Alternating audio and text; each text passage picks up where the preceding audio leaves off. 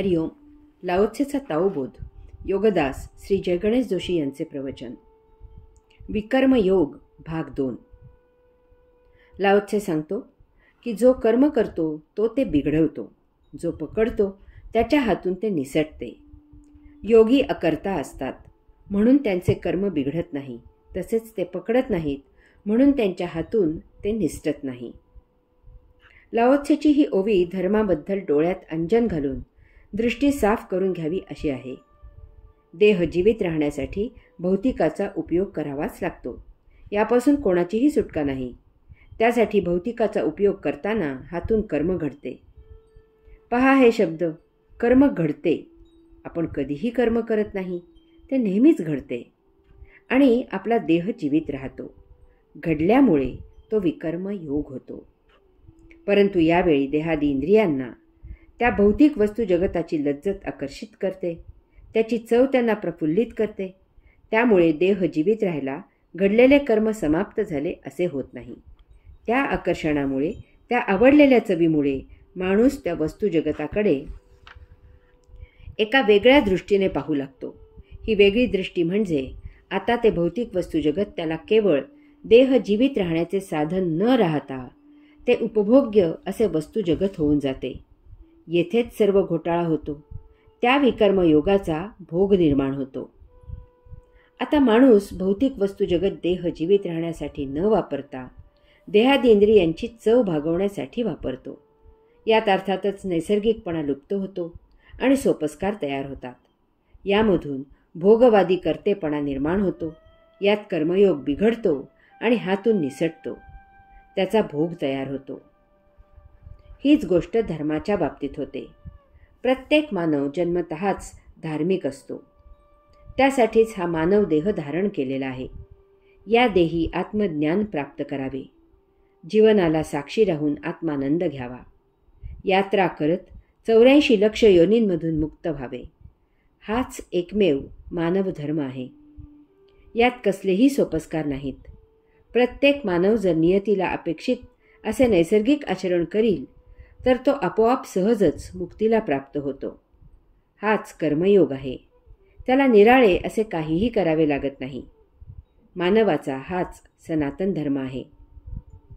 परंतु भौतिक वस्तू जगताची लज्जत उपभोगायची इच्छा झाली की उपभोग मुद्दामहून प्राप्त करावे लागतात.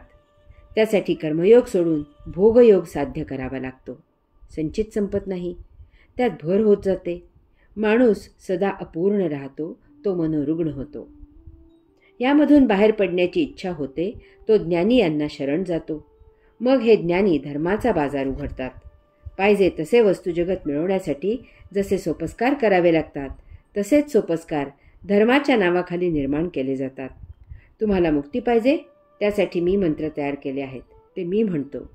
अमुक पूजा करा, अनुष्ठान ठेवा, मंत्र मी म्हणतो, तुम्ही फक्त हात जोडा. यात मानसिक समाधान होते की मी धार्मिक कृत्य केले. भोग तसेच राहतात. मानव धार्मिक विधींच्या जंजाळातून दूर झाला तर नैसर्गिक आचरणाने आपोआप मुक्त होईल, कारण तोच त्याचा स्वभाव आहे. विकर्मयोग भाग 3. लाओत्से सांगतो की जो कर्म करतो तो ते बिघडवतो, जो पकडतो त्याच्या हातून ते निसटते.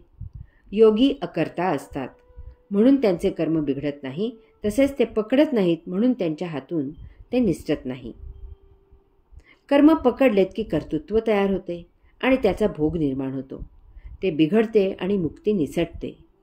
तसेच धर्म सोपस्काराच्या विधींमध्ये पकडलात की तो बिघडतो आणि तो हातून निसटतो. कर्म काय किंवा धर्म काय या सोपस्काराने पकडायच्या गोष्टी नाहीत. त्या नियतीकडून नैसर्गिकपणे आपोआप घडत असतात.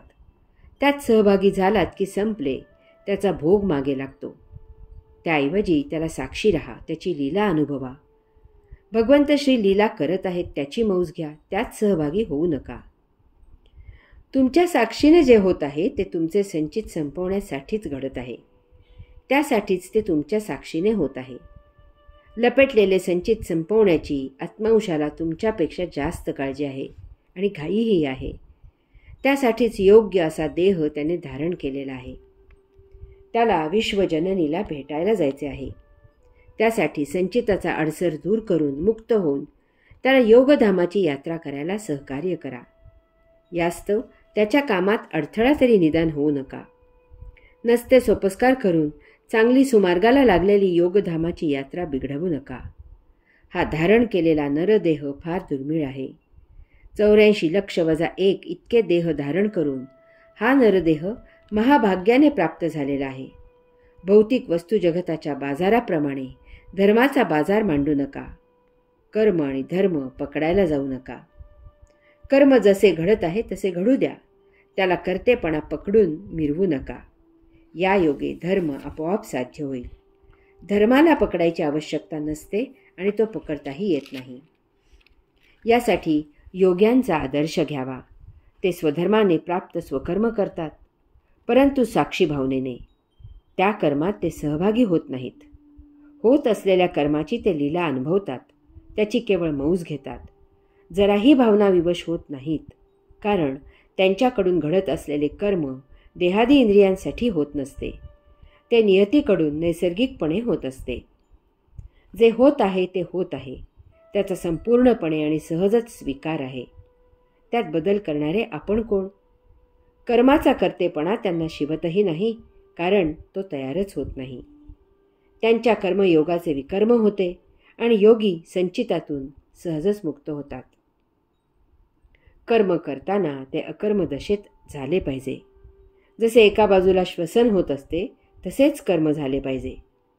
एकदा पोहणे आले की पाण्यात तरंगावे लागत नाही, ते अंगवळणी पडते. तसेच कर्म अंगवळणी झाले पाहिजे, तरच त्याचा विकर्म योग होतो. हरि ओम.